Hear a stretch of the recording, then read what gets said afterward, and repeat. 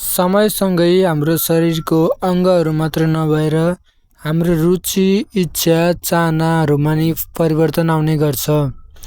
जब हामी किड्सदेखि टिनेजमा पुग्छौँ तब हाम्रो शारीरिक, मानसिक, भावनात्मक रूपमा धेरै परिवर्तनहरू देखा पर्छ।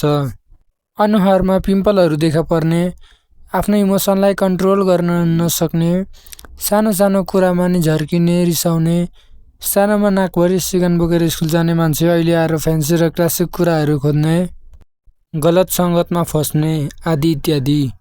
यो उमेरमा सही र गलत छुट्याउन गाह्रो हुने भएकाले धेरैजसो टिनेजरहरूले आफ्नो अधिकांश समय, पावर, इफर्टहरू गलत ठाउँमा लगाइरहनु भएको हुन्छ। हर्मोन परिवर्तनका कारणले आफूमा धेरै उतार चढाव आए तापनि आफ्नो इमोसनलाई कन्ट्रोल गरेर सही ठाउँमा प्रयोग गर्नु नै एउटा ठुलो टास्क हुन्छ। यो बेलामा टिनेजमा आफ्नो फ्यामिलीको भन्दा बढी साथीभाइको कुरालाई प्रायोरिटी दिने, हरेक कुराको डिसिजन आफै लिने, सानोतिनो समस्या आएपछि हिम्मत हार्ने, पछि सर्ने, आफूलाई कमजोर सम्झिने, मायामा धोका पाएपछि ड्रग या त मेडिसिनको सहारा लिने जस्ता कुराले धेरैजसो टिनेजरहरू प्रब्लममा फसेको पाइन्छ। यो उमेर भनेको आफ्नो करियर चुज गर्ने, आफ्नो आचरण राम्रो बनाउने, कुलतबाट टाढा बस्ने अनि आफूभित्रको आफूलाई बुझ्ने उमेर हो।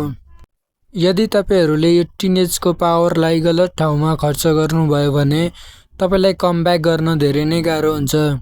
अनि अर्को कुरा, हामी क्लास 1-2 मा हुँदा केटीसँग या त केटासँग बस्दाखेरि आफ्नो जेन्डर नै परिवर्तन हुन्छ कि भन्ने डरले हामी टाढा हुन्थ्यौँ भने यो टिनेज उमेरमा हामी अपोजिट जेन्डरसँग मन पराउने, यो साथमा भयो भने त मेरो जिन्दगी रङ्गीचङ्गी हुन्छ भन्ने, यो भएन भने त मर्छु भन्ने, उसको लागि पुरा दुनियाँसँग लड्न सक्छु भन्ने यस्तो फिल आउँछ। र एकअर्काप्रति एट्र्याक्सन हुनु, मन पर्नु यो साधारण कुरा हो।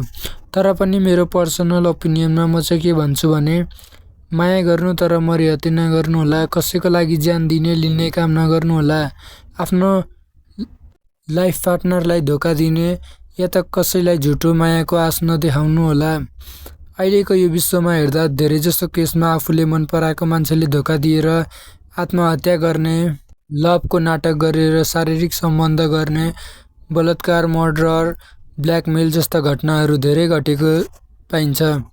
त्यही भएर सबै कुरा सोचेर सम्झेर बुझेर मात्र डिसिजन लिनु होला।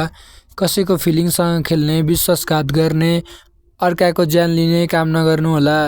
र अर्को कुरा, आफ्नो ड्रिम के हो त्यसमा आफ्नो समय खर्च गर्नु होला।